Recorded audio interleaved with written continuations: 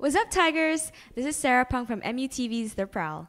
Today, our special guest is Damien Escobar, violinist of the duo Nothing But Strings. Okay, thank you so much for joining us today. Welcome to Mizzou, and how are you feeling right now?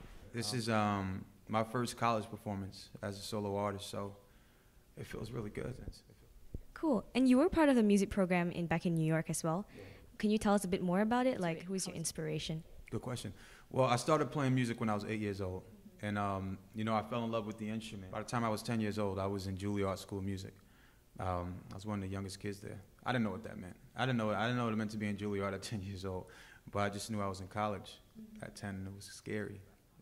It's amazing that you started at such a young age, and like, how did you get into the school when you're 10 years old? My teacher said she thought I was a prodigy. Again, that's another thing I didn't know what it meant. She said, "Look, I got this young prodigy. I want you guys to meet him."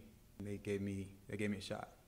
Yeah. So was your music teacher was she like the first catalyst or your inspiration? Absolutely. I mean, shout out to Miss Parks. Did you ever know about a violin like before you were 8 or like? For sure. I mean, it was a required school program, so my brother was the first one to do it.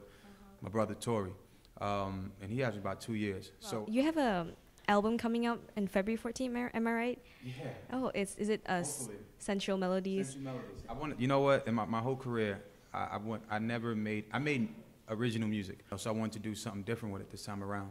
So I took my favorite R&B records from like late 90s, early 2000s, and I put it on an album. And I say that on Sensual Melodies, I want it to be a soundtrack for the ladies, when they come. What would you say, like, especially people who are aspiring to be like you or like anybody else out there, like, what would you tell them, like, to not? Don't do what you say everyone else is doing. Just going out there and doing, a covered song, No, you got to find your voice. I never thought it was a good first approach because you're going to get held in a box. What's your voice? Who are you? Like, what story are you bringing? I think, doing original music initially on the front, like getting your voice out, getting your story out, letting people know who you are. If you do that first, that's your best move. Create your own music.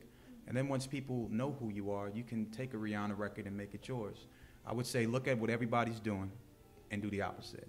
Well, thank you, Damien, so much, and we wish you all the best in your career.